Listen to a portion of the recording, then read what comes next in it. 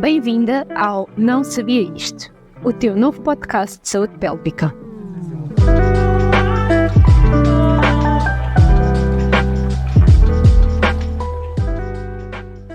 Olá, sejam bem-vindos a mais um episódio deste podcast. Hoje vamos falar da bexiga e de como uma bexiga feliz também nos pode dar uma vida ainda mais feliz. Imagina que dependes da tua bexiga para realizar o teu dia-a-dia. Vais para o trabalho e tens de saber exatamente quantos locais existem com casa de banho para poderes parar pelo caminho se sentires uma urgência muito grande para urinar. Ou não vais ao evento da tua empresa porque repararam que estás sempre a ir à casa de banho e tens um pouco de vergonha disso. Ou então tens de escolher a que aula é que vais realizar no ginásio, porque a última vez que foste fazer uma aula tiveste perdas de urina e tens de ter cuidado com isso. Isto acontece e muito. E em muitas pessoas. E existem alguns fatores que fazem com que estejamos mais predispostos ao surgimento de disfunções relacionadas com a nossa bexiga. Mas também podes adotar alguns hábitos e alguns comportamentos que são saudáveis e que são amigos da tua bexiga. E é disso que hoje vamos falar. Então, e como é que funciona a tua bexiga? A bexiga, de forma muito simples, é um reservatório que vai acumular a urina. Parece simples, certo? Mas há muito mais além disto. Há muita coisa aqui a funcionar por trás. Simplificando as coisas, imagina que a tua bexiga é um balão. E tal como um balão, os músculos da bexiga vão ter capacidade de distender consoante vão enchendo. Se enches o balão com ar, ela aumenta de tamanho. Se a tua bexiga enche de urina, também vai aumentar de tamanho. E só a título de curiosidade, uma bexiga adulta tem mais ou menos uma capacidade média de cerca de 300 a 400 ml de urina. No entanto, vão existir alguns fatores que podem modificar estas características da bexiga ao longo da nossa vida, desde a infância até à nossa idade adulta. Mas vamos voltar aqui ao balão. Se colocares uma mola bem apertada na abertura do balão, o ar não vai sair, ou se deres um nó bem apertado. E o pavimento pélvico, que nós falamos há alguns episódios atrás, juntamente com umas estruturas que se chamam esfínteres da uretra, que se te lembrares, a uretra é o canal que conecta a bexiga para sair a urina.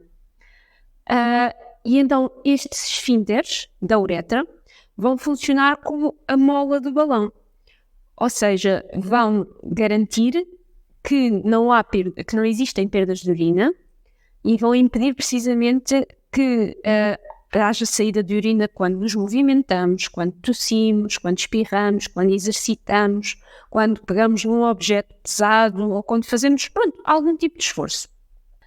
Para que a urina saia, é necessário que haja uma boa coordenação entre o balão e a mola, ou seja, entre a bexiga e a uretra. Ou seja, a bexiga vai ter de contrair para expulsar a urina e os músculos do pavimento pélvico e os esfínteres, que falámos há pouco, vão ter de relaxar para permitir a saída da urina. Isto precisa de mediadores, porque o processo é mais complexo do que parece e então o mediador de tudo isto vai ser o cérebro. Ele é que vai coordenar tudo e vai dizer a bexiga vai contrair para sair a urina e o pavimento pélvico e os esfínteres vão relaxar para poder sair a urina. Se há uma descoordenação em todo este processo, já podes imaginar que poderão surgir aqui algumas disfunções a nível da bexiga. Então, e o que é esperado de uma bexiga saudável? Sabe-se mais ou menos que a frequência com que urinamos depende da capacidade da bexiga de cada um e da quantidade de líquidos que vamos beber ao longo do dia. Ou seja, se bebes pouca água, possivelmente vais menos vezes à casa de banho. No entanto, existem também alguns estudos que indicam mais ou menos que a média de irmos à casa de banho para urinar é cerca de cada 3, 4 horas e uma ou menos vezes durante a noite. Também é normal que a micção, ou seja, o ato de urinar, seja feito de forma voluntária, ou seja, por tua vontade urinas, não deves ter perdas de urina sem intenção. Também não deve ser necessário que realizes força para urinar e o fluxo deve ser contínuo e sem interrupções. Quando acabas de urinar, deves ter uma sensação de esvaziamento completo, ou seja, deves ficar com a sensação de que não há mais nada para sair. Ora, e se tudo aquilo que eu te falei anteriormente é o considerado, entre aspas, normal, o que é que não é normal para a saúde da nossa bexiga? Sensação de dor, ardor ou presença de sangue na urina. Necessidade de realizar esforço para urinar. Teres um fluxo lento, fraco, dividido ou então como disperso quando urinas. Sensação de esvaziamento incompleto da bexiga, ou seja, quando te levantas ainda sentes que precisas de urinar novamente. Perdas de urina com esforços, como tosse, espirros, salto, mudanças de posição, não são normais. E eu já disse isso muitas vezes. Urgência para urinares ou aumento do número de vezes que precisas de ir à casa de banho durante o dia e também durante a noite. Existem ainda mais sinais de alerta, mais coisas que não estão dentro do padrão normal, mas penso que estes sejam os mais comuns e que já te ajudam a ter alguma ideia de como é uma bexiga saudável e de como é uma bexiga que não está saudável. Como já deves ter percebido, é importante que cuides da saúde da tua bexiga e por isso vou deixar-te aqui alguns conselhos baseados naquilo que a evidência diz para contribuir para uma boa saúde da bexiga. O primeiro conselho que te vou dar é o mais básico de todos e é que mantenhas uma boa hidratação ao longo do dia. Tenta beber água, tenta manter um bom funcionamento dos teus rins e da tua bexiga. O recomendado costuma ser cerca de 30 ml por cada quilograma do teu peso. Se evitas beber água porque tens medo de ter algo nas perdas de urina ou porque tens medo que surja algum episódio de urgência numa situação mais inconveniente, eu percebo-te, é mais fácil não beberes água ou não beberes líquidos para teres a bexiga mais vazia. Mas o que acontece é que a tua urina também vai ficar mais concentrada, mais ácida. E isto vai acabar por irritar o revestimento interior da tua bexiga. E, consequentemente, poderá gerar desconforto e, por vezes, em alguns casos, ainda leva a sensações mais fortes de urgência ou até às perdas de urina. Se para ti é muito difícil beber água, não tentes beber tudo de uma vez. Por exemplo, ao fim do dia, chegar àquela hora e dizer: oh meu Deus, não bebi água nenhuma, vou beber tudo de uma vez. Tenta gradualmente, dia a dia, aumentar a quantidade de água que vais bebendo. Já sabes, e provavelmente já ouviste dizer, que o ideal é que a cor da tua urina seja amarela clara. Quanto mais escura, maior vai ser a concentração da tua urina. Por isso, tenta também prestar atenção à forma como os teus sintomas se comportam, consoante vais tendo uma rotina de ingestão de água mais adequada ao teu corpo. Se falarmos anteriormente de hidratação, também é importante falarmos da alimentação e o próximo conselho que te vou dar está precisamente relacionado com a alimentação. Conhece os alimentos que podem ser potencialmente irritantes da tua bexiga. Existem alguns alimentos e algumas bebidas que podem provocar uma maior urgência, um maior desconforto, um aumento da frequência urinária, ali algumas alterações a nível da bexiga. Os alimentos não são iguais para toda a gente, nem toda a gente vai reagir da mesma forma a estes alimentos, mas é importante que conheças esta lista para estar também atenta ao teu corpo. E esta lista pode incluir bebidas como o café, o chá preto, refrigerantes com gás, bebidas alcoólicas, citrinos e, em termos de comida, costuma ser comida picante. No entanto, isto não é uma fórmula, como eu já disse, que se aplica a todas as pessoas. Por exemplo, eu posso precisar de ir mais vezes à casa de banho quando bebo água com gás, mas isso pode não acontecer quando eu bebo café. E sabe-se que esta irritabilidade, por vezes, surge também com mais frequência em pessoas que têm o síndrome de bexiga dolorosa ou urgência para urinar. No entanto, é sempre bom conhecer estes alimentos para poderes estar atento se algum dia se sentes alguma alteração a nível da tua bexiga, se hoje tenho a bexiga mais irritada, tenho de ir mais vezes à casa de banho, o que é que se passa? Uma dica que eu às vezes dou nas consultas para pessoas que têm este tipo de sintomas e que reagem muito a estes alimentos, principalmente com as bebidas, é tentar diluir estes alimentos, ou seja, por exemplo, beber água antes ou após a ingestão destas bebidas ou destes alimentos poderá ajudar até a apaziguar um bocadinho os sintomas. E isto depois também acaba por ser importante se fores mais que uma vez à casa de banho durante a noite. Sabemos que ter o sono interrompido por causa da nossa bexiga vai afetar a qualidade do sono, sem dúvida, e vais ficar mais cansado e com menos energia para trabalhares, para conseguires lidar com o teu dia-a-dia.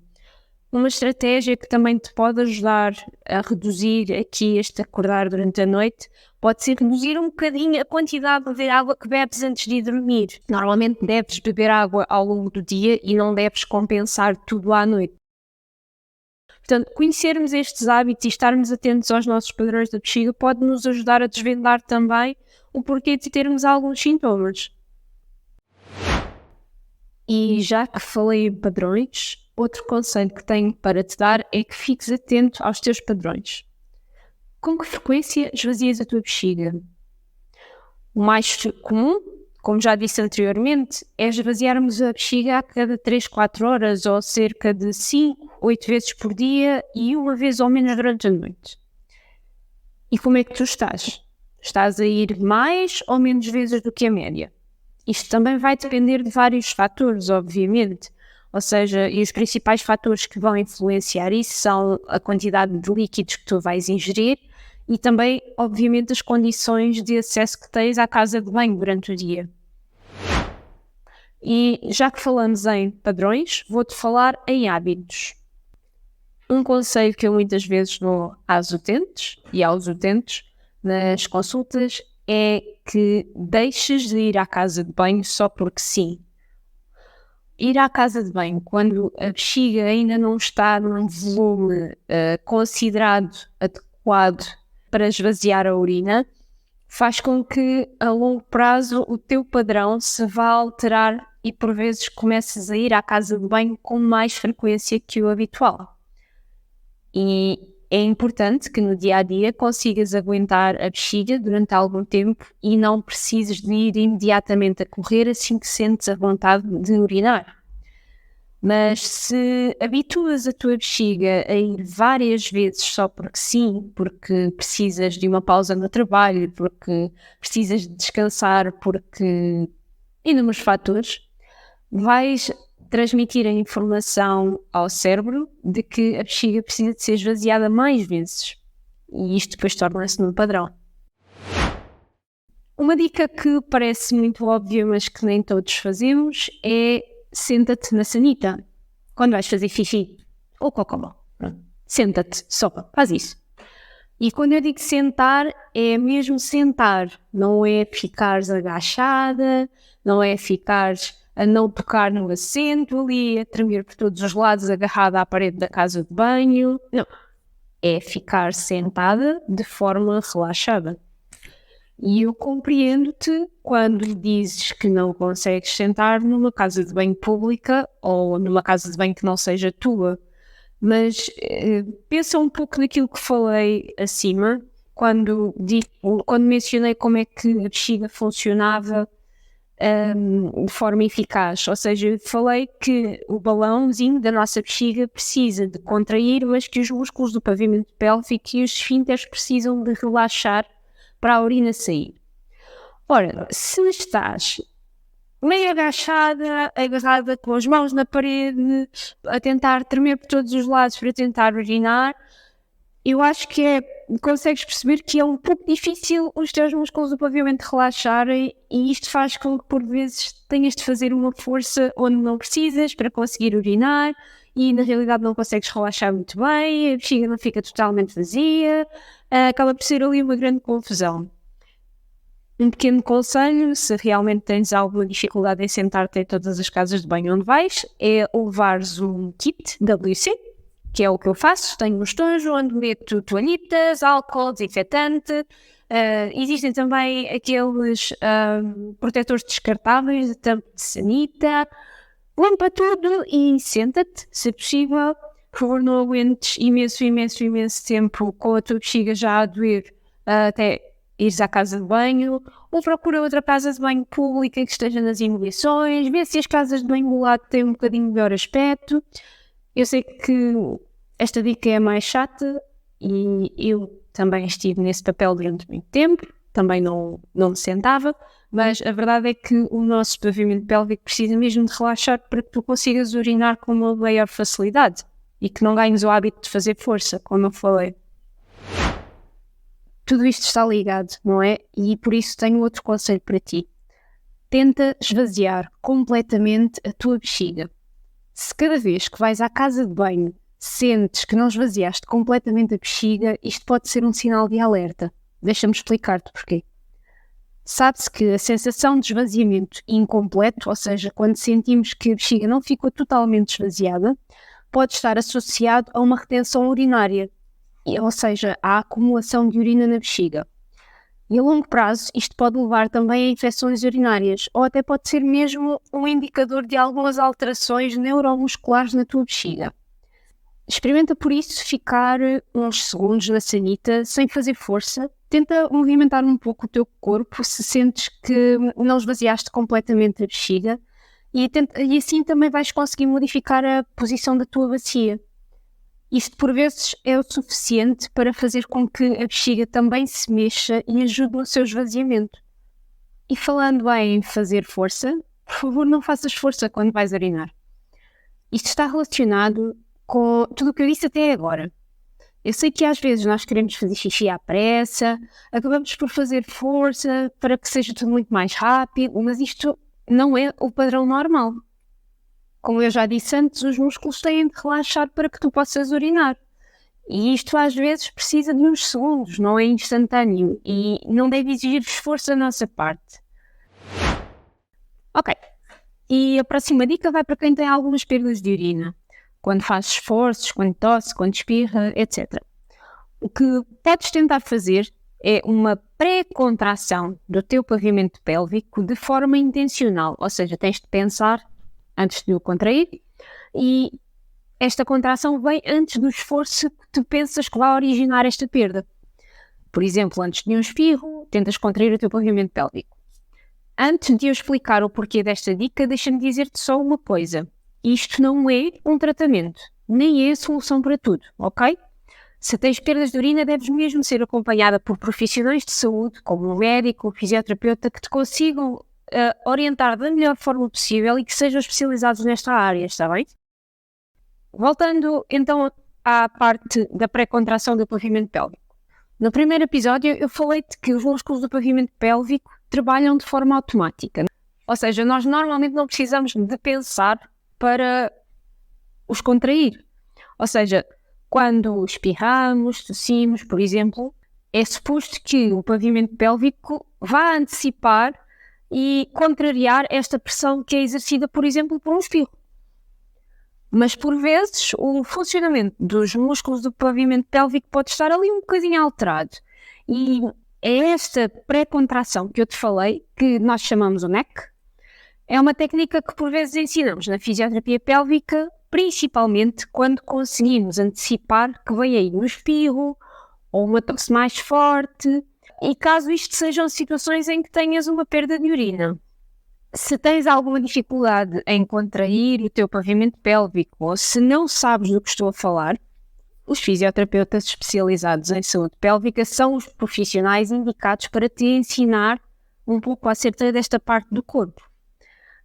E até te podem ajudar a melhorar estes sintomas.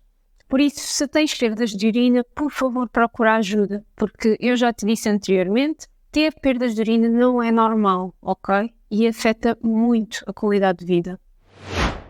Outra dica para bom cuidado da tua bexiga é tenta gerir a tua obstipação. Se tiveres obstipação, claro. A obstipação pode fazer com que os sintomas da bexiga agravem. Isto porque, por vezes, é preciso fazer muito esforço e tudo isto está interligado. Quando estamos obstipados, temos de fazer bastante esforço para conseguir esvaziar o reto. E esse esforço também acaba por ter algum impacto no teu pavimento pélvico.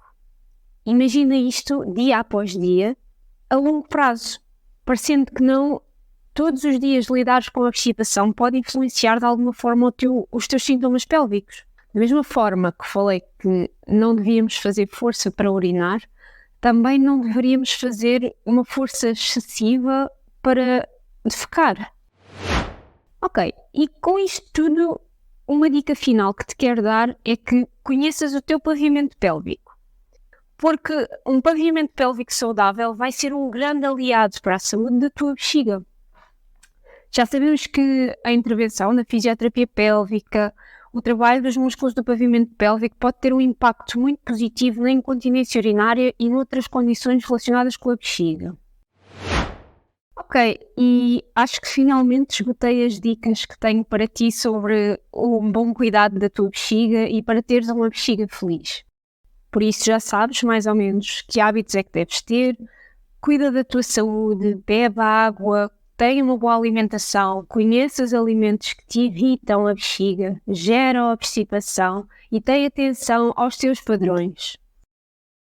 Uma reflexão final que eu quero deixar aqui e que pode ser um ponto de partida para outros episódios é que as disfunções pélvicas associadas à bexiga não têm só um impacto naquilo que nós vemos de forma mais comum, ou seja, nas perdas de urina e tudo mais.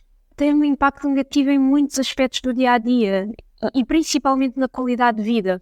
Isto porque já se sabe que as disfunções da bexiga estão associadas a situações como ansiedade, depressão, diminuição da realização de atividade física porque privamos-nos de ir ao ginásio ou de fazer uma caminhada porque temos medo de ter perdas de urina. Também por vezes está associado à diminuição da produtividade do trabalho ou até mesmo à ausência no trabalho, porque se gerirmos toda a nossa vida à volta da nossa bexiga, há momentos em que as situações são tão desagradáveis que acabamos por faltar ao trabalho com medo do que vem aí. E não falo só também a nível de trabalho e do dia-a-dia, falo também, por exemplo, da função sexual. A autoestima da pessoa acaba por ficar afetada. Se falarmos em específico da incontinência urinária, o impacto que isto vai ter na saúde mental é gigante. Quanto mais severa for a incontinência urinária, mais sabemos que o absentismo e a privação da pessoa fazer as coisas que gosta vai ser maior. Pessoas que faltam ao ginásio, deixam de praticar atividade física, deixam de conviver com os amigos, deixam de viver a sua vida.